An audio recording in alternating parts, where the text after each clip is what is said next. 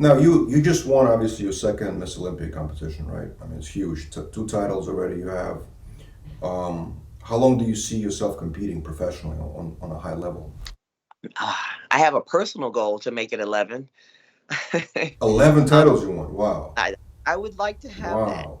Like to have that. But I mean, I'm very much aware of the fact that you still need to be in a good place mentally with competing.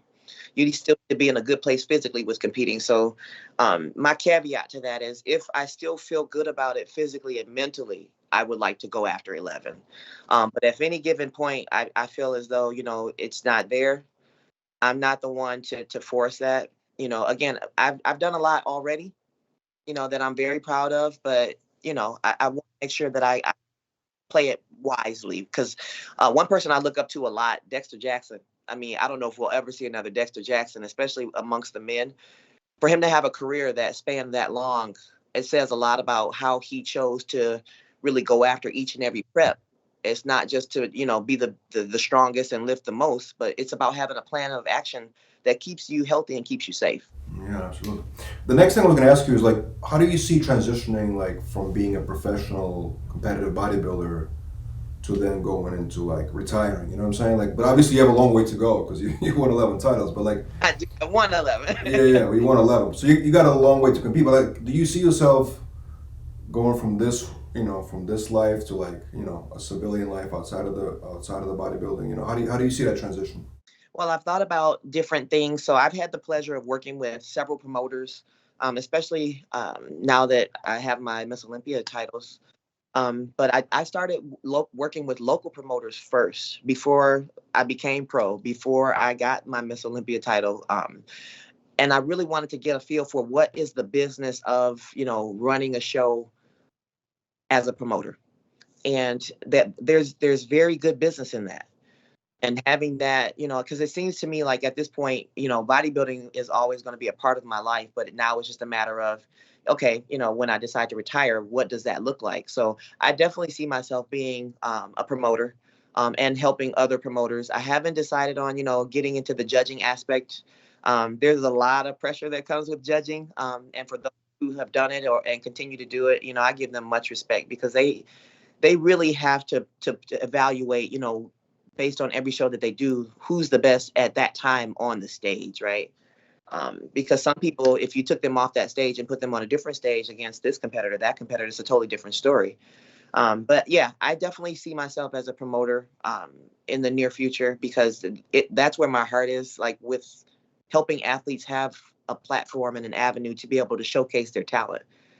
And, a lot of these people that I've worked with on an amateur level, some of them have not gone on to go pro, but there's certain aspects of their life that have changed for the better. Whether it's how they parent their children, how they handle their job, they just found a certain amount of self-esteem and efficacy that bodybuilding gave them, or training gave them, that they were able to apply to other aspects of their life. They're more organized. They know about keeping tighter timelines, about keeping a budget. I mean, because you certainly as an amateur need the budget, because it's costly, very costly.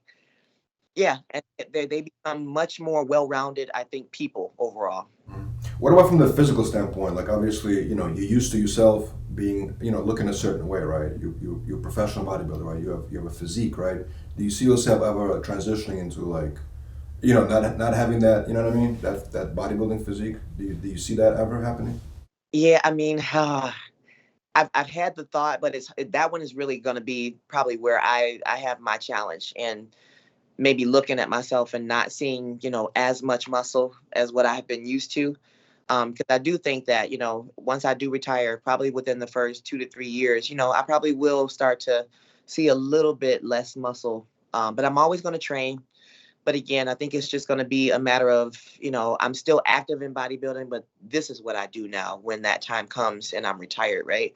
I'm a promoter now. So I would take on almost a different aspect of my identity, concerning bodybuilding. But, to my core, I'm still Andrea, right? I mean, I got into bodybuilding because I wanted to feel better and I wanted to look good, right? So I know that without a doubt, I'm still going to be true to that. That part is like my core of who I am. I know that when I perform well, it again, just like the people I work with, it translates over into so many other aspects of my life, right? I'm a better friend, I'm a better businesswoman, and I'm a better coach. So yeah, that part's not going to stop. But yeah, I think at first it'll probably be like a bit of a adjustment to try to say, okay, I'm not lifting as heavy because Lee Haney told me that excuse me, Lee Labrada told me that Lee Haney told him that one good rule about retirement is that when you're training, you train to stimulate, not annihilate. So that one stuck with me because yeah, at a certain point you do have to think about, okay, it's a different phase, and you don't need to train to that intensity anymore because that's not a part of your life anymore. Right. Because right now you have an identity, like you perceive yourself a certain way, right? The way your muscularity is, you have a specific identity about yourself. So it's interesting Yeah, the I've transition. always had that. I think because I mean I've always carried more muscle than I think the average woman.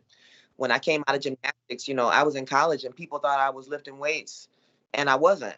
When I was in high school, people thought, oh my gosh, you must be working out or something because you look like, they would call me buff.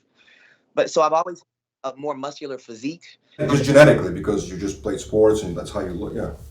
Exactly, exactly. And I mean, learning to balance your whole body weight on, arms and do tumbles and flips. And yeah, it takes a lot of, development with, your physicality. But yeah, so that part of me I've always like had. It's just I found a way to take it to the next level, right, with competing. So It's crazy how some people look muscular without working out. I used to know a guy in high school, my high school, right? Like he was muscular. And I knew him close. I knew he wasn't working out. Like he was 13 years old. You know what I mean? Like it's just genetically, just like abs, biceps, everything. It's crazy. Like it's amazing how people have that. You know what I mean? exactly. And I mean, again, it's all about, where do you come from? So like my mom, very petite lady. But my dad was just a big, massive ball of muscle, and all he did was play basketball.